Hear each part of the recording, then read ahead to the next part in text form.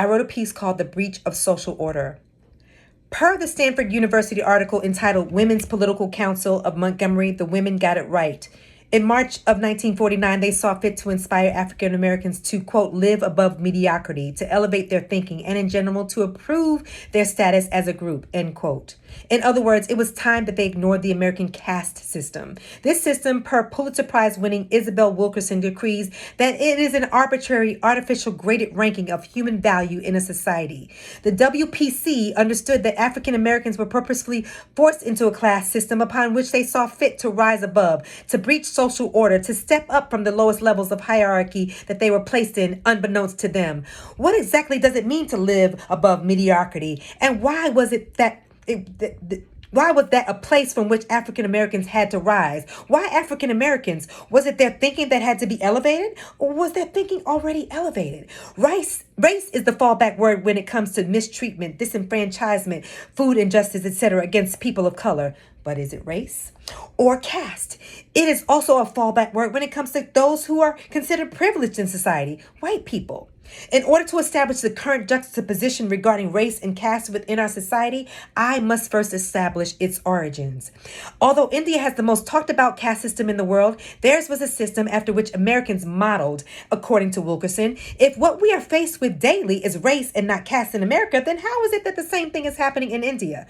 They are all brown people. In India, the Dalit, or the people who have been positioned at the bottom of the caste system, just like black people in America, they have the same skin tone, hair texture, eye color as the Brahmins, those at the top of their system. How are they differentiated?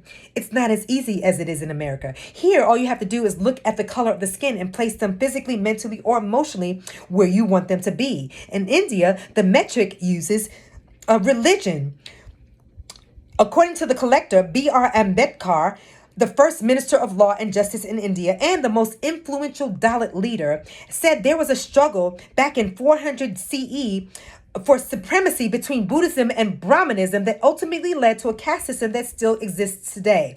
So the only difference between caste in India and caste in America is the metric. In America, the whites are at the top and the blacks are at the bottom due to the race metric. In India, the Dalits are at the bottom and the Brahmins are at the top due to the religion metric.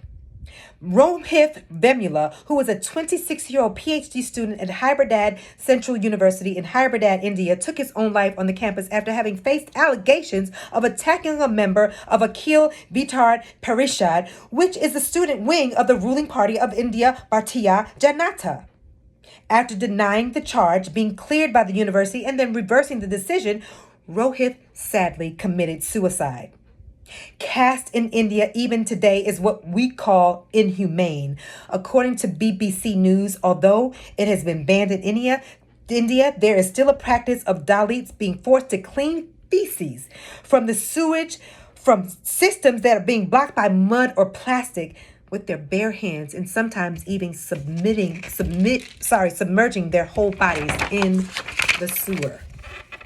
This speaks to my heart and has spoken to the hearts of many here in America as we face similar experiences due to being displaced to a status that we never asked for, desired, or earned. It brings to mind how the caste system still exists in America today. It shows up in many ways. According to a profound article in Time magazine written by Isabel Wilkerson, one of the most poignant examples of how caste is highly evident even today by the murder of Tyree Nichols. Because our country was built on a caste system, there are generations of us who have no idea we are a part of it. There are several pillars that are designed to keep people separate. The endogamy pillar, the purity versus pollution pillar, and many more. In short, it's about those in power staying in power. The tragic case of Tyree was not about white versus black. It was about caste. He was murdered by 5 black police officers.